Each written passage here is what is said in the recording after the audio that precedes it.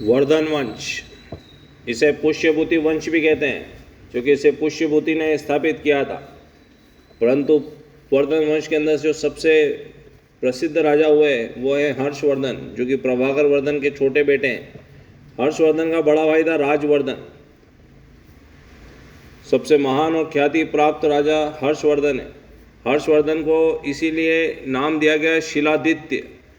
ये हर्षवर्धन की उपाधि थी। उत्तर भारत का अंतिम महान हिंदू शासक है हर्षवर्धन, जिसने अपना राज्य पूरे उत्तर भारत में फैलाकर एक विशाल साम्राज्य की स्थापना की थी। हर्षवर्धन ने थानेश्वर और कन्नौज को एक एक करके अपनी राजधानी बनाया था। थानेश्वर से कन्नौज स्थानांतरित हुई थी राजधानी। पहले राजधानी थानेश्वर थी। थानेश्वर, ध्यान रहे, एक जगह का नाम है। थानेश्वर एक जगह है जो कि वर्तमान भारतीय राज्य हरियाणा के अंदर स्थित है, और वहीं पे हर्ष का टीला भी स्थित है। हर्षवर्धन ने एक विशाल साम्राज्य की स्थापना करी थी।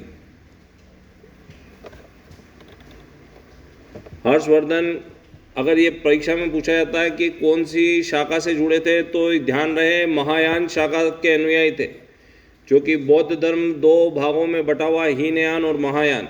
तो हर्षवर्धन महायान शाखा के अनुयायी बने। परंतु ये भी एक विशेष बात यहाँ ध्यान रखने की है कि जब हर्षवर्धन अपने प्रारंभिक जीवन काल में थे, तब वो बौद्ध धर्म से नहीं जुड़े थे। वो प्रारंभिक जीवन के अंदर जो उपासना करते थे वो भगवान शिव की करते थे। बाद में वो कौन से धर्म में आ गए? बौद्ध धर्म के अंदर। तो विशेष करके इस ध्यान को रखें। हर्षवर्धन का राज्यारोहण हुआ था 606 ईस्वी में।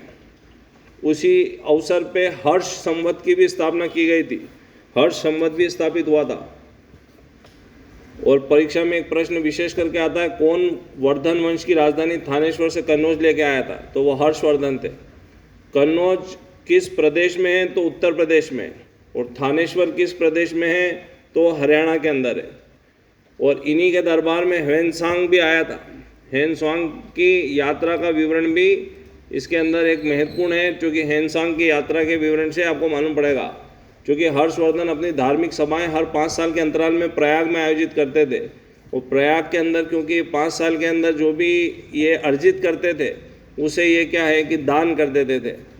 और जो परिषद जो आती थी वहाँ पे, जो वो सभा होती थी, धार्मिक सभा, उसे महामोक्ष परिषद कहा जाता था, जिसके समयावधि 75 दिन की हुआ करती थी। और ऐसा माना जाता है कि जब हर्षवर्धन इस कार्यक्रम में या इस सभा के अंदर सम्मिलित होते थे और इस सभा के अंदर आते थे, तो वो जो 5 वर्ष के अंदर उन्होंने जो भी प्राप्त किया उस सबको दान कर देते थे। और आखिरी में उनके पास कुछ भी नहीं बचता था। इसीलिए इतने बड़े दान के कारण हर्षवर्धन को, इस दान देने के गुण के कारण ही हातिम की उपाधि दी गई थी। उन्हें हातिम कहा जाता था। हर्षवर्धन का एक लेख भी मिलेगा, रत्नावली, जो उन्होंने रचित है उनके द्वारा है। वो सभी है ना संस्कृत नाट्य ग्रंथ हैं। ये प्रियदर्शिका उन्हीं के द्वारा लिखा हुआ है। नागानंद या नागनंदिन भी उन्हीं के द्वारा लिखा हुआ है। हर्षवर्धन के दरबार में एक महान कवि हुए जिनका नाम था बाणभट्ट। यूँ तो मयूर, दिवाकर, हरिदत्त और जयसेन जैसे महान विद्वान भी उनके दरबार में विराजते थे। परंतु बाणभट्ट का नाम इसलिए ज़्यादा प्रसिद्ध है क्योंकि बाणभट्ट ने ही हर्षवर्धन की जीवनी लिखी थी, जिसका नाम है हर्षचरित या हर्षचरितम, जिसमें हर्षवर्धन काल की सारी जानकारी हमें मिलती है। बाणभट्ट ने संस्कृत का एक महान उपन्यास भी लिखा था, कादम्बरी। परंतु बाणभट्ट इसको पूरा करते उससे पहले बाणभट्ट का देहांत हो गया। तो ये काम उनके बाद उनके पुत्र भूषण भट्ट ने पूरा किया था।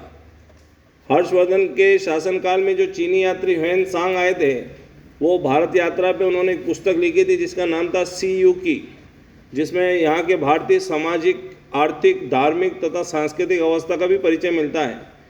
ह्वेनसांग को यात्रियों में राजकुमार या नीति का पंडित और शाक्य मुनि आदि नामों से भी जाना जाता है। ह्वेनसांग के सम्मान में हर्षवर्धन ने कन्नौज सभा का आयोजन भी किया था।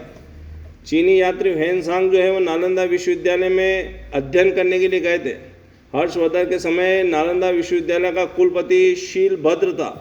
हर्षवर्धन काल में नालंदा विश्वविद्यालय अपने चरमोत्कर्ष पे था साथ ही ह्वेनसांग की भारत यात्रा के समय, या यूं कहा जाए कि हर्षवर्धन के समय, मथुरा नगर सूती वस्त्र उत्पादन के लिए सबसे प्रसिद्ध केंद्र माना जाता था।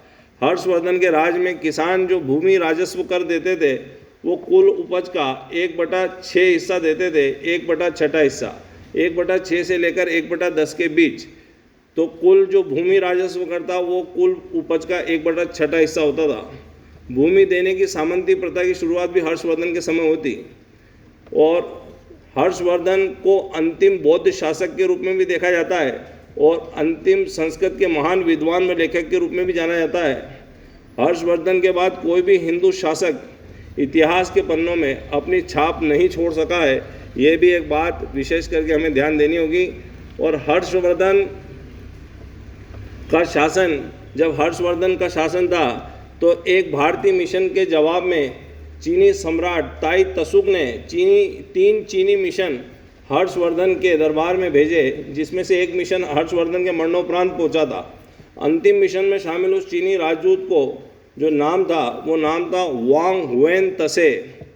चीनी यात्री को वर्तमान शाक्य मुनि और राजतियों का राजकुमार, ये एक बहुत इंपॉर्टेंट क्वेश्चन है, इसको आप हमेशा याद रहे, ह्वेन तसांग, क्योंकि ह्वेन तसांग जो थे वो वर्तमान शाक्य मुनि भी थे और यात्रियों के राजकुमार भी थे, और वो 14 वर्ष तक भारत में रहे थे। 14 ईयर्स तक उन्होंने क्या है कि भारत में अपना समय लगाया। और नर्मदा नदी जो है वो द्विभाजक के रूप में कार्य करती है, उत्तर भारत को दक्षिण भारत से अलग करती है नर्मदा नदी। तो इस बात को अपन, ये जो नक्शा आपके सामने है, इससे आप समझेंगे थोड़ा।